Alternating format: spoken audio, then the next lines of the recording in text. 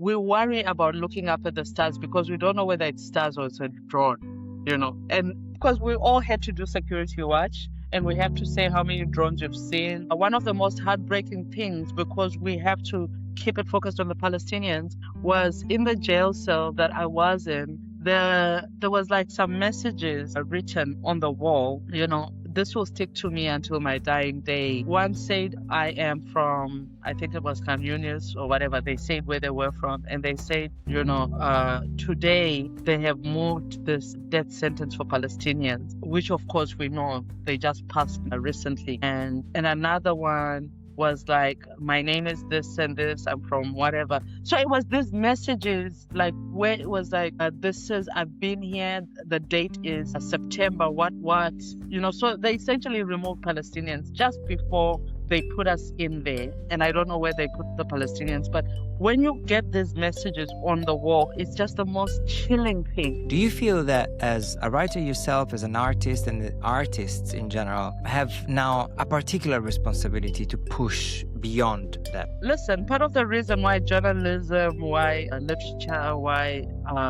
visual art and everything in universities, they're in what's called the humanities section, is because we are supposed to testify and show the humane in us. So our failure then to do that testimony, to be what James Baldwin called witnesses, is a great failure on our part.